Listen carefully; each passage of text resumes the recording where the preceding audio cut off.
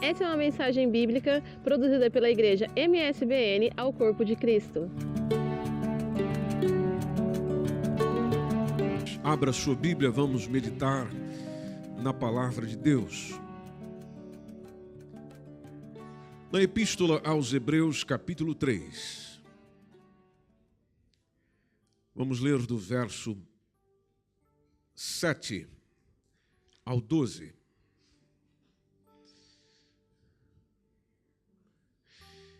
Hebreus, capítulo 3, versículo 7 ao 12.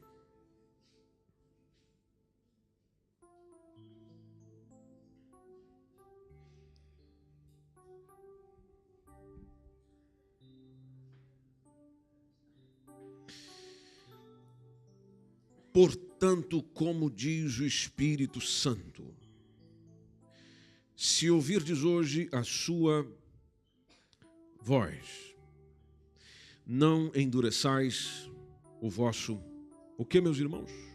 Coração. Como na provocação no dia da tentação do deserto, onde vossos pais me tentaram, me provaram e viram por 40 anos as minhas obras. Por isso me indignei contra esta geração e disse: estes sempre erram em seu coração e não conheceram os meus caminhos. Assim jurei na minha ira que não entrarão no meu repouso. Vede, irmãos, que nunca haja em qualquer de vós um coração mau e infiel. Coração mau e infiel, para se apartar do Deus vivo. Talvez você já tenha ouvido falar do avivamento na rua Azusa. Avivamento na rua Azusa, segundo a história, foi a centelha que espalhou o Pentecostes por todas as regiões do seu tempo, dos seus dias. Há um historiador por nome Valdez que diz, inclusive, ele testemunhou muita movimentação daquele avivamento da rua Azusa. Segundo a sua afirmação, ele diz que muitas vezes, segundo Valdez, vinham ondas de glória sobre a sala de espera onde o povo estava. E segundo ele, o povo bradava em oração de gratidão ou louvores quando recebia o batismo no Espírito Santo. E segundo Valdez, ele diz que era comum o culto, por exemplo, passar da meia-noite e entrar até nas primeiras horas da manhã. Testemunhas oculares que viram isso, contemplaram isso, elas diziam que havia dúzias de bengalas, ataduras, muletas e até cachimbos que eram postos enfileirados junto às paredes do galpão onde os irmãos se reuniam. Muitas pessoas, conforme aqueles que acompanharam esse tempo e testemunham sobre isso, diz que as pessoas falavam em línguas e que às vezes também havia uma espécie daquilo que eles chamam de santo silêncio que ia vindo sobre o lugar. E logo após esse silêncio tinha um coro, conforme eles definem, um coro de oração em línguas desconhecidas pelos cristãos.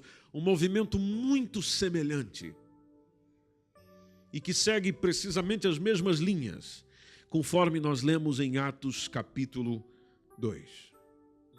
Tudo aquilo que acontece em Atos capítulo 2, na vinda do Espírito Santo sobre os discípulos de Jesus, e quando ele vem, ele batiza as pessoas que ali estavam com o Espírito Santo, e elas começam a falar noutras línguas, conforme o Espírito Santo lhes concedia que falassem, fica evidente que a intenção do Espírito Santo, ou o desejo do Espírito Santo, conforme as próprias palavras de Jesus, em Atos capítulo 1, versículo 8, é justamente trazer poder, autoridade. Tanto que Jesus disse, mas recebereis poder, virtude, daquilo que há de vir sobre vós. E posteriormente, com este poder, com esta virtude, ser-me-eis testemunhas. E Jesus especifica a área geográfica, e assim aconteceu.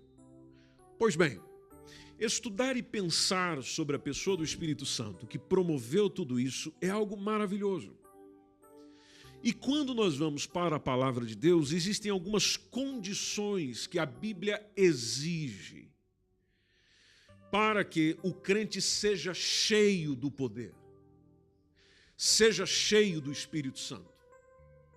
Às vezes você se assusta na sua vida, precisamente a sua caminhada espiritual, ser de altos e baixos. Há dias onde você se sente muito bem, cheio dele. Há dias onde parece que estás vazio dele. Talvez seja propício nesta noite nós relembrarmos aquilo que a palavra de Deus diz, que nós não devemos fazer para que o Espírito Santo não nos abandone, não nos deixe ou vá embora. Por exemplo, em Efésios capítulo 4, versículo 30 e 31, e é importante que você acompanhe na sua Bíblia, o apóstolo Paulo diz que é possível entristecer o Espírito Santo. Às vezes até a sua tristeza entristece o Espírito Santo. Aliás, a causa da sua tristeza pode ser tristeza do Espírito Santo. Se você observar o texto, o apóstolo Paulo diz, e não entristeçais o Espírito Santo de Deus. E ele especifica, no qual estáis selados para o dia da redenção. Ele é o selo. Versículo de número 31. Toda amargura, isso diz o que entristece o Espírito Santo. Amargura. Depois vem ira. Depois nós temos cólera, o encolerizado, o nervoso, o imediatista, o intenso, que nós não temos aqui entre nós, porque aqui é todo mundo calminho. Mas diz o texto que cólera. Depois o texto diz gritaria. Gritaria. E quem grita está desesperado. Quem grita quer chamar a atenção. Gritaria e toda malícia, seja o que, meus irmãos? Seja tirada de entre vós. Se você associar o contexto, tem tudo a ver. É que se eu tiver esses comportamentos, esses sentimentos, e deixarem eles fluir, então eu entristeço quem? O Espírito Santo. Entristecendo, eu posso extingui-lo. E aqui é propício nós lermos um outro texto, que é 1 Tessalonicenses, capítulo 5, e o versículo 19, que diz o quê? Não extingais o Espírito. Com o meu comportamento, com a minha atitude, eu posso extingui-lo. Extingui-lo quer dizer, não sei se essa palavra é mais apropriada, mas está no texto, na Almeida Revista e Corrigida, mas é a mesma ideia do expulsá-lo, retirá-lo, deixá-lo ir embora. Outra coisa que a palavra de Deus nos diz é de que é possível resisti-lo. Você fica a pensar, mas Deus não é todo poderoso, o Espírito Santo, terceira pessoa da Trindade, pode fazer todas as coisas? Sim, pode. Mas não esqueça do livre arbítrio. Atos capítulo 7, versículo 51, há uma mensagem de Estevão a quem ele pregava. E nessa mensagem, ele disse que os seus ouvintes estavam resistindo. Tanto que ele chama esses homens de dura cerviz. Gente dura, difícil. Homens de dura cerviz e incircuncisos de coração, ou seja, não houve transformação no íntimo. Não houve mudança no seu interior. E ele não diz que é só no coração, ele se refere também ao ouvido. Porque tem gente que se faz de surdo.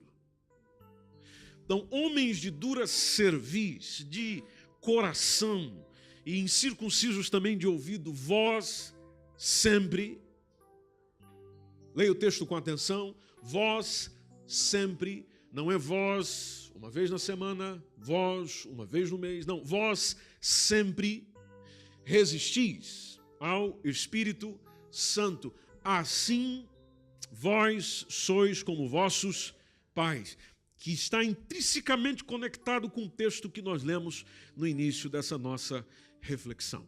A Bíblia diz que é possível ultrajar o Espírito Santo. Hebreus capítulo 10 e o versículo 29. Vamos ler esse texto, porque ele é importante. Hebreus capítulo 10, versículo 29. Nos diz o quê?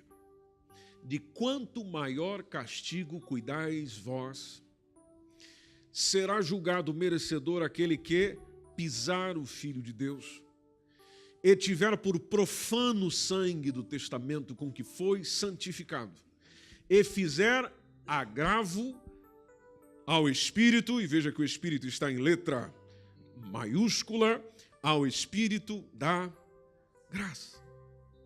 Ultrajá-lo. Exemplo, desprezar o que o Senhor fez na cruz do Calvário. Desprezar o que Ele realizou por nós. Desprezar a importância de um momento como esse, por exemplo, do qual foi mandamento do Senhor. Vir à ceia, meu irmão, para nós que somos discípulos de Jesus, não é uma opção. Se é que você é discípulo dele, não é opção, é mandamento.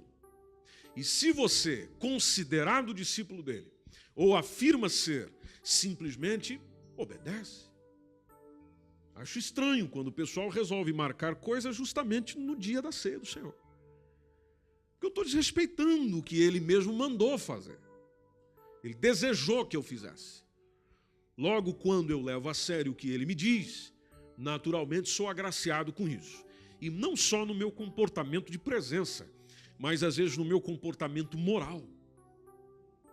Onde eu posso até estar participando da ceia, mas agravando, ou nesse caso, como diz o texto, rejeitando até aquilo que o Senhor diz, de esquecendo de examinar a mim mesmo, de esquecer de examinar a mim mesmo e participar dela indignamente.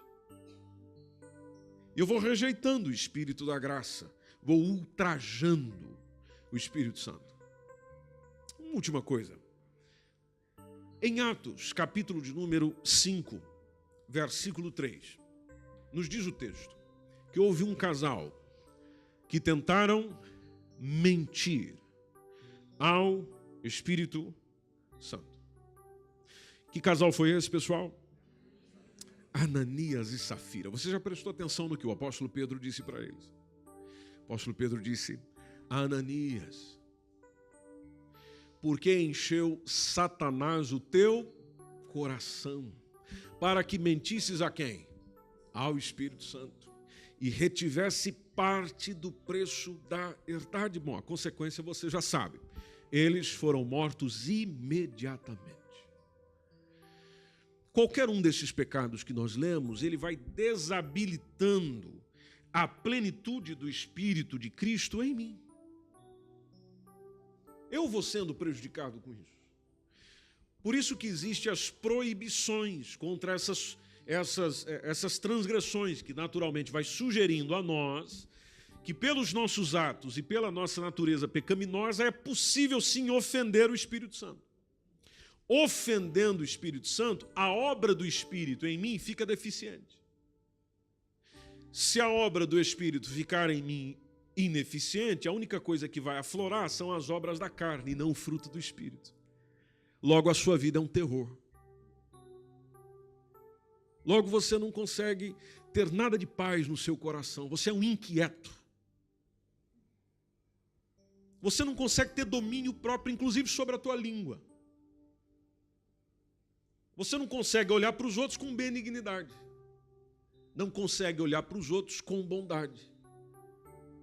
Não consegue desfrutar nem de amor no teu coração. Por quê? Porque simplesmente vamos rejeitando o Espírito Santo. Pecados contra o Espírito Santo, que são elencados na palavra do Senhor, que consistem em palavras, porque as minhas palavras podem entristecê-lo, atitudes, as minhas atitudes tanto podem entristecê-lo quanto mandá-lo para longe, e os meus atos. Entre os pecados por palavra, acha-se afrontas verbais, blasfêmias, atitudes que vão sendo como resistência ao Espírito Santo, a recusa. Preste atenção nisso. Quando você se recusa a cumprir a vontade de Deus, você está dizendo não ao Espírito Santo. Simplesmente isso. Quando eu sei o que Deus quer, mas eu digo não e opto pelo contrário, eu estou recusando a mensagem que vem sendo ministrada pelo próprio Espírito Santo. Nós nos tornamos como aqueles do qual Estevão direcionou a sua pregação. Gente de dura cerviz, incircuncisos de coração, incircuncisos de ouvido, que estamos sempre resistindo ao Espírito Santo. E o que é resistir ao Espírito Santo? É recusar. Quando eu recuso de forma consciente a vontade que é transmitida pelo Espírito Santo mediante a palavra de Deus. Quando eu sei o que a palavra de Deus diz, mas eu vou pelo caminho oposto, estou resistindo. O sentido, inclusive, do texto bíblico, onde nós lemos, o verbo resistir, que foi usado por Estevão no original, vai além de uma mera resistência. Interessante isso. Significa lutar contra, lutar com agonia, cair em cima. Que foi exatamente o que o povo de Israel fez. E até hoje o povo de Israel está a sofrer as consequências disso. Conforme disse o próprio apóstolo Paulo em 1 Tessalonicenses, capítulo 2, versículo 15 e 16. O que seria o agravo ao Espírito Santo? Bom, se a gente olhar para o povo de Israel, eles estavam acostumados com o culto levítico, e não só para o povo de Israel, mas para a igreja do tempo do qual esse texto inicial foi escrito. E como eles estavam, os hebreus, acostumados, adaptados ao culto levítico, eles começaram, dentro da sua profissão de fé cristã, sofrer uma perseguição por causa do Evangelho. Aí lá no contexto de Hebreus que a gente leu, os cristãos que eram de origem judaica começaram simplesmente a deixar o Evangelho, abandoná-lo, a deixar aquilo que se chamava de igreja do Senhor. E eles voltam ao judaísmo que era centrado no templo em Jerusalém. Por isso que em Hebreus 10 e 29, eles são incisivamente exortados ao quê? De quanto maior castigo, conforme o texto a gente leu, de quanto maior castigo cuidais vós, ser julgado merecedor aquele que pisa o Filho de Deus. Conheceu a essência do Evangelho, conheceu o Senhor, sabe o que é bom, sabe o que é melhor, mas rejeita deliberadamente, pisando o Filho de Deus, pisando o sangue da aliança, agravando o Espírito Santo. O que seria entristecer o Espírito Santo? Se voltarmos na Epístola aos Efésios, lá Paulo está a dizer, Efésios 4, 30 e 31, não entristeçais o Espírito Santo de Deus. O vocábulo original aqui tem a ver com agravo, com dor, com aflição, com angústia. Então, diante dessa recomendação do apóstolo Paulo, inclusive tem um teólogo que diz que o Espírito que faz os homens experimentarem a verdade, ele é envergonhado quando os santos mentem uns para os outros e têm conversas vãs. Porque você percebeu no versículo 31 que é aquilo que eu falo, que está na referência justamente da malícia, deve ser tirada de entre vós. E o que pode entristecer ainda o Espírito Santo? Há um comentarista por nome Matthew Henry, ele responde que quando nós conversamos uma conversação ou temos com outro uma conversação maligna, uma conversação corrupta, uma conversação que estimula os desejos pecaminosos, a luxúria, então eu estou contristando ou entristecendo o Espírito Santo. Quando eu desprezo a vontade divina, eu estou entristecendo o Espírito Santo. Quando eu sigo os meus desejos e ambições, eu estou a entristecer o Espírito Santo. Quando eu não reverencio a presença de Deus manifesta e ignoro a sua voz, quando eu não busco a sua vontade, quando eu não busco a sua direção, então naturalmente eu entristeço o Espírito Santo. Mentir ao Espírito Santo está categoricamente exemplificado no texto que nós lemos. O sentido da palavra mentira, em Atos capítulo 5, versículo 3, o termo original corresponde a contar uma falsidade como se fosse verdade. Contar uma falsidade como se fosse verdade. Ananias e Safira certamente ensaiaram aquela mentira, porque os dois tiveram o mesmo discurso. Sabe quando você se reúne com alguém e diz, olha, como nós vamos ter que conversar lá sobre isso e isso, eu digo isso, você diz aquilo. E esse isso e aquilo é uma mentira. Quais as implicações? Bom, quem mente menospreza a própria deidade do Espírito Santo. Porque eu não posso esquecer que ele é Deus.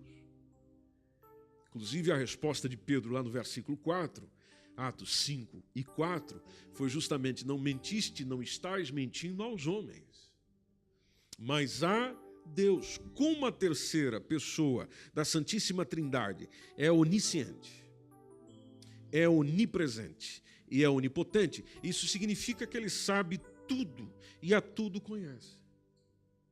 Logo, mentir e tentar o Espírito do Senhor, que é aquilo que está no verso 9, é testar a tolerância de Deus, é brincar com Deus. Você não gosta que alguém fique a brincar com a sua cara. A pessoa chega na segunda-feira e diz uma coisa, você acredita. Chega na terça-feira, é outra coisa, você acredita. Chega na quarta-feira, já mudou tudo, você quase acredita. Chega na quinta-feira, você já está descrente. E a sua expressão e reação é essa pessoa está a brincar com a minha cara, com a minha tolerância. A mesma coisa nós tentamos fazer quando estamos contando mentiras como se fossem verdades. Entristecemos, mentimos ao Espírito Santo. Logo, como diz o texto que nós lemos em 1 Tessalonicenses 5,19, passamos a extingui-lo. Por isso que o apóstolo Paulo exortou dizendo, não, meus irmãos, não extingais o Espírito. Não extingais o Espírito. Inclusive, se você estudar sobre essa epístola, tem-se a impressão que a igreja de Tessalônica estava se esquecendo do seu primeiro fervor. Como é que as coisas estavam acontecendo em Tessalônica? Tudo se formara num aspecto formalista. A liturgia, o envolvimento, as palavras, o cântico, era circunscrito a uma liturgia e não a uma adoração sincera diante do Senhor. Se, por um lado, nós, e vocês sabem que nós em Oeiras já aprendemos muito sobre isso, se nós aqui, por exemplo, não podemos e não devemos concordar com meninices, concordar com fanatismos, comportamentos do qual não justificam a ação do Espírito Santo na vida da pessoa, mas também nós não haveremos de nos conformar ao mero ritualismo. É necessário haver um equilíbrio nisso tudo. E o equilíbrio quem traz é o próprio Espírito Santo, por meio da sua palavra. Extingar o Espírito Santo, o termo traduzido por extinguir, refere-se, ou referente ao Espírito Santo, tem o sentido colateral de apagar aos poucos uma chama, um fogo que está a arder. E às vezes nós caminhamos nos extremos. Tem gente que quer apagar tudo. O Espírito Santo começou a mover no ambiente. Tem gente que já quer apagar tudo. Já tem outros que vão dando liberdade demais. Só que como não existe ensino da palavra de Deus, então começa a haver uns comportamentos fora do comum. Talvez você já tenha ouvido de gente subindo na parede com a unção da lagartixa. Aí chegava alguém e dizia: que isso, meu irmão? Que isso? É o Espírito Santo. É o Espírito Santo, é o Espírito Santo. É o Espírito Santo. É a unção do Homem-Aranha. Mas justificado sobre uma ação do Espírito Santo. Isso é loucura. Eu não consigo parar de rir. E a pessoa vai rindo. E não é só o sorriso de lábios. É vocal. E aquilo vai tomando uma proporção e gritos. O que está acontecendo? É o Espírito Santo que está se movendo na cabeça de uns. Tem gente que começa a bater no chão. Tá ali, parece um martelo. Como é que é o nome daquele martelo que você vai batendo na parede? É o... Qual? Pneumático. Obrigado. Aparecendo ali. O que está acontecendo com essa pessoa? É o Espírito Santo. Não mexe não. É o Espírito Santo. Pelo amor de Deus, meu irmão. Pelo amor de Deus, meu irmão. Tem coisa que já não passou do Espírito Santo. Já o demônio é que já está ali. E nós estamos, vem Senhor, vem e enche. E aí está aquela loucura e vem e enche.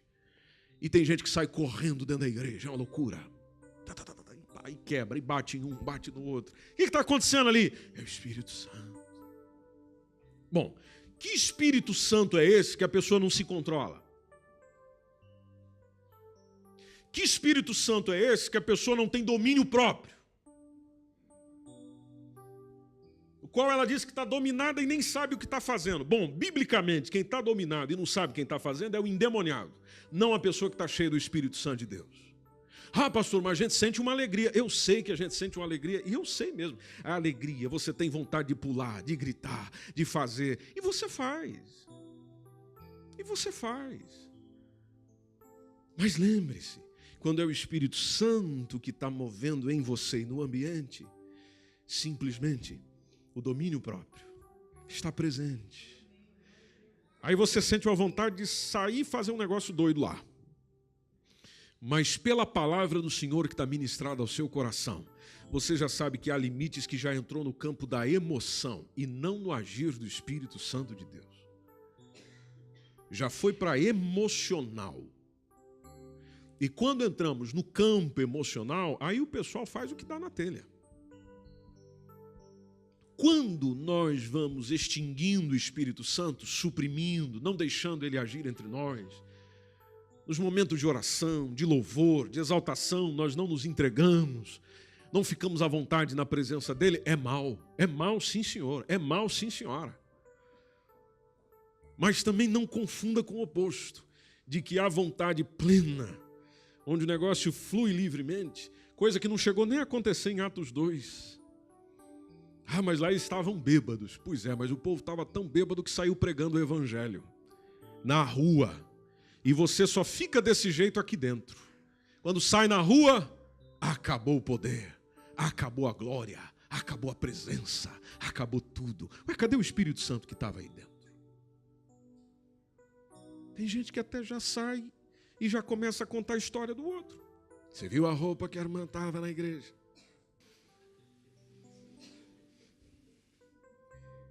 Você viu que o pastor, você viu o que está acontecendo? Que Espírito Santo que você teve? Que Espírito Santo que está habitando aí? Então não é ele. É tudo emocional, tudo carnal. E é esse extremo que nós temos que evitar. Mas sempre lembrando, não podemos extinguir o Espírito Santo. Dá para dar um toquezinho no seu irmão e dizer: irmão, irmã, nós não podemos extinguir o Espírito Santo.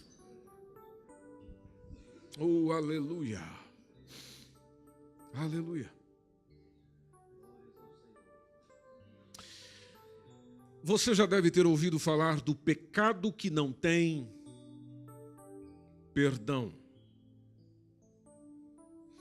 que é chamado de blasfema, ou blasfêmia, melhor dizendo, contra o Espírito Santo. Se você ver lá em Mateus, capítulo 12, preciso entender o contexto para ver o que é blasfêmia e o que não é. Encontrava-se o Senhor Jesus numa sinagoga em Cafarnaum, que justamente era a sua cidade.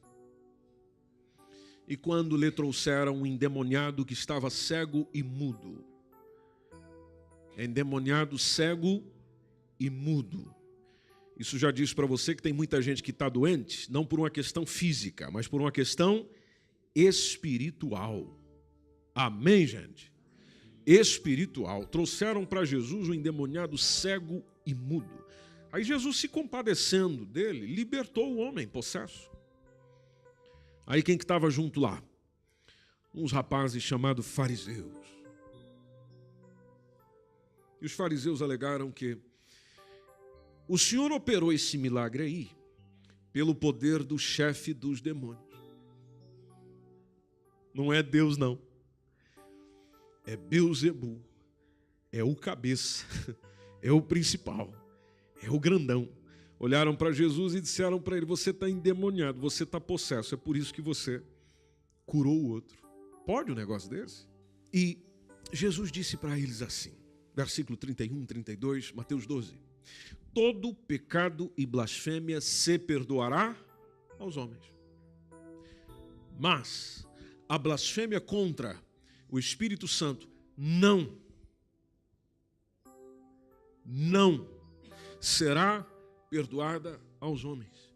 Jesus continua. E se qualquer, independente da sua posição, dependente do seu conhecimento, se qualquer disser alguma palavra contra o Filho do Homem, essa pessoa ainda pode ser o quê? Perdoada. Agora veja a seriedade da palavra do nosso Senhor. Mas se alguém falar contra o Espírito Santo, não lhe será perdoado. E Jesus já deu o tempo para o negócio. Nem neste século, nem no futuro. Em outras palavras, acabou, meu irmão. Para você encerrou. E os adversários de Jesus blasfemavam contra ele, blasfemavam contra o Espírito Santo, declarando de uma maneira, preste atenção no que eu estou te dizendo, eles declararam isso de uma maneira consciente, eles sabiam o que estavam fazendo, proposital, porque fizeram aquilo de maneira planeada, e seguidamente. Então não era naquele negócio de alguém que cometeu um engano, é alguém que sabe o que está fazendo, mas permanece no erro. Permanece a dizer o que não deveria. E Jesus operando milagres para tudo quanto é lado, lá chegam eles e diz: é pelo poder de Satanás, o chefe dos demônios. Com essa blasfêmia eles estavam rejeitando de modo deliberado, consciente, proposital, seguidamente o Espírito Santo que estava operando em Jesus, o Messias. E há diversos textos que dizem isso, Mateus 12, 28, Lucas 4, do versículo 14 ao 19, João capítulo 3, versículo 34, Atos capítulo 10, versículo 38, que vai deixando bem claro que tudo o que Jesus ia fazendo era no poder de quem? Do Espírito Santo. Por isso a blasfêmia contra o Espírito Santo é sim imperdoável, segundo as palavras do nosso Senhor. E o ser humano, minha gente, pode chegar a uma tal cegueira espiritual a ponto de blasfemar contra o Espírito do Senhor. Eu preciso tomar cuidado. Você precisa tomar cuidado para a gente não perder aquilo que é mais importante. Se isso acontece com alguém, o Evangelho diz, precisamente em 2 Timóteo 3 e 8, que a pessoa se torna réprobo quanto à fé. Ela está regredindo quanto à fé. Pode vir na igreja, mas está regredindo quanto à fé. Pode orar, mas está regredindo contra a fé. Regredindo. Que o Senhor nos guarde. Deixa eu te dar um exemplo. Nós precisamos ir para o momento da ceia do Senhor. Há um texto do profeta Isaías, lá no capítulo 5, versículo 20. É interessante esse texto. Esse texto nos dá uma ideia de aplicação do que seria alguém que já resistiu ao Espírito Santo e que blasfemou contra ele por causa desse comportamento. Isaías capítulo 5, versículo 20 diz: ai dos que ao mal chamam bem. Se você observar aquela pessoa que chama o mal de bem, ela já rejeitou o Espírito Santo há muito tempo. Porque ela já não dá mais ouvidos à palavra do Senhor. Se alguma coisa que a palavra do Senhor diz que aquilo é mal, é mal. Ah, mas eu não acho. Bom, você não acha, é problema seu. Mas é mal. E o texto diz: ai dessa gente. Ai dos que chamam mal, bem. E ao bem, mal. Que fazem da escuridade, luz. Da luz, escuridade. E fazem do amargo, doce. Do doce, amargo. Para resumir isso aqui, aquilo que a palavra de Deus diz, você considera. Se você considera, aceita e faz, o Espírito Santo está habitando em você e está movendo na sua vida. Se você não faz, e mediante isso você ainda vai dizendo algumas coisinhas que não deveria dizer, então você está caminhando nesse negócio. A boa notícia para você é que se essa palavra está invadindo o teu coração, sendo ministrada ao teu coração, ainda há esperança para você. O Espírito Santo comunica ao teu coração, convencendo-nos do nosso pecado, convencendo-nos, como disse Jesus em João 16, do 7 ao 11, quando ele fala sobre o ministério do Espírito Santo, convencendo-nos da justiça, convencendo-nos do juízo. E diz até o Romanos 8, 26 e 27, que ele intercede por nós.